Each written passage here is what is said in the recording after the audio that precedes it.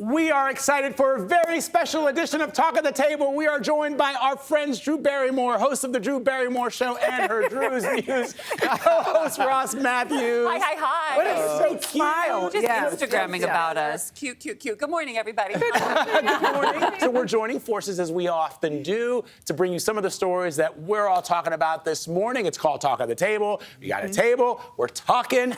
Drew, you are in pole position, Drew. Ladies first. Thank you, Gayle.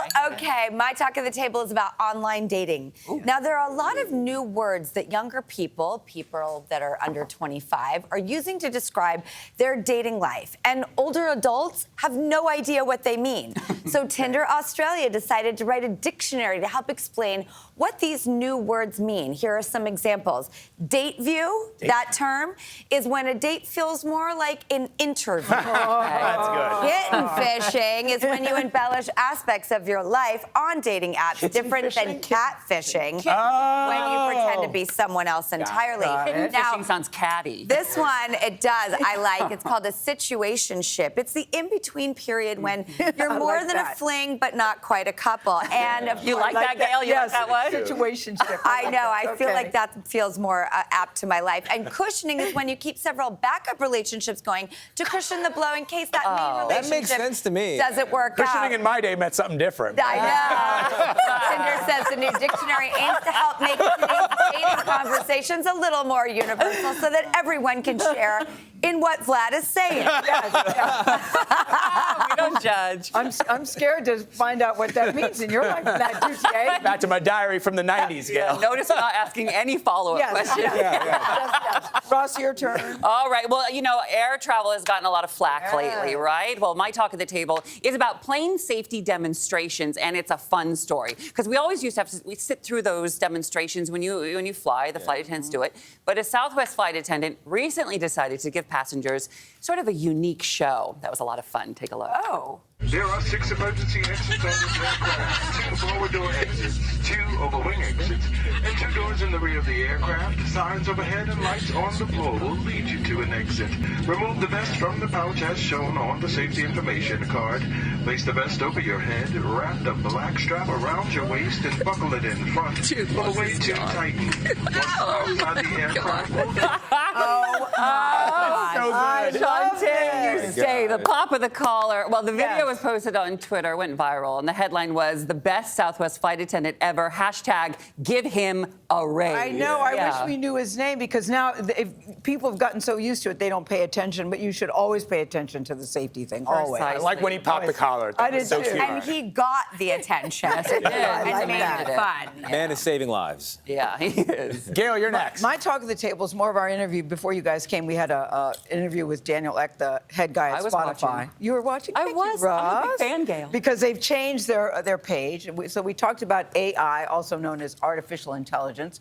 It's quite a bit at this table. We're talking about that, too. It's become such a huge part of the future of technology. So we wanted to hear what he thinks about that. The AI technology, does it scare you in any way? It does and it doesn't. I think on a broader scale, it is kind of crazy to imagine what the world may look like in 5 or 10 years if we go to what people call AGI, artificial general intelligence, which basically means that you have an AI that might be smarter than any human alive, right? Mm-hmm. So that's kind of daunting to think about what the consequences might be for humanity as we're there. And I think we have to be very careful about it.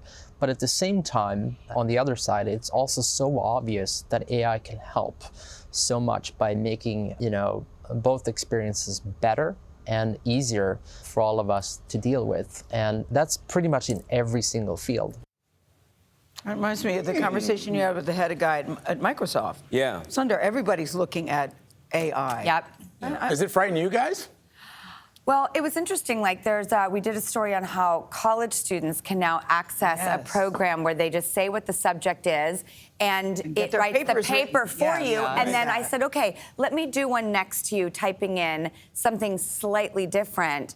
and it gave me a completely different report. It Interesting. doesn't repeat itself, like it's that smart. Right. But also that dumb, right? If you ask it questions like, what's heavier, a pound of feathers or a pound of rocks? It'll say the rocks is, when they're both a pound. both a pound. Oh, interesting. And it also will get facts wrong sometimes and make stuff up. So, if you're a college kid using it, you're not going to be an A student. You might be having a good time student, but... You'll be an AI student. Ah, Barrymore. Well done. Program that. Yeah. You can't program personality. That's right. Well, what's you your guys talk do? of the table? My talk on the table is something we all have a vested interest in, and it's what people wear at the beach or the pool or the lake as the weather warms, and in particular, Speedo. So there's a Dear There's a Dear Prudence question here from a 46-year-old happily married heterosexual male who says, I don't like the baggy shorts that they make us wear, they being the culture at large. I want to wear a Speedo. His concern is I swim at the lake in my town,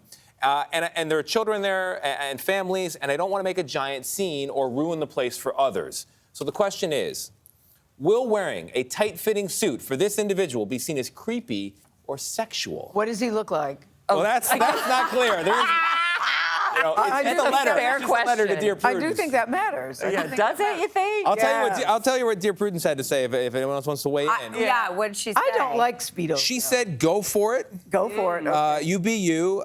Just lean into your self-consciousness when it comes to walking around. Don't just kind of linger in your Speedo. Don't Have a towel ready. Don't be creeping in the linger in your Speedo. Then people might get the wrong idea. Tony, would you wear a Speedo? Quick around the table, It guys. would involve too much shaving for me. So. Oh my gosh. Well, I'll tell you, I'm actually wearing one right now. And I'm kidding. All right. Let me do my talk on the Vlad, table. would you really wear quickly. No. No one wants to see that. My talk on the table is a new meaning of cushioning there, Gayle. My talk on the table is a new beauty filter that's getting a lot of attention on TikTok. Some good, some bad. It's called Bold Glamour. It alters faces in real time. It creates an enhanced version or avatar of the user. And some say, unlike the other filters out there, this one does not stop working even with sudden movement. So that makes it hard for people to realize it's even being used. So we decided, of course, to give the filter a try. Watch this. In the makeup chair, getting that TV face. Clearly, no filter. Let's see what they do. And this is me with the filter. I'm thinking I still need radon. Thank you, Glam Filter. Thank you. But no. All right, this is me with no filter, but a face full of TV makeup. And this is me with a face full of TV makeup and an AI filter. This is me without the filter. This is me with the filter. This is me without the filter. Okay, here's me before. I know, gorgeous. And here's me after. Okay. Oh, I am a real housewife. Hello. What do you guys think? I don't know. But Vlad, did you blow a kiss at the camera? I did. You got to give the people what they want, Gayle. Give us one more, Vlad. One more. Give the people what they want. But there are some really Drew Ross, shots. don't encourage that. I have to say that I was happy that I didn't dislike the before for myself. And my only fear is that people when they see the filter, they'll like themselves better. That's right. And I did not like the filter version of myself. And you don't I preferred the other one. There are too many body healthy. issues It is. out there and issues around beauty and what is beauty for especially young women. Totally. That an app like this could be Some detrimental of them look to really mental pretty, health. I have to say. I'm with you. I kind of Some like of them how I look look. really pretty. Yeah, I can't wait to get all that work done for real. Fine. Oh, gosh. No.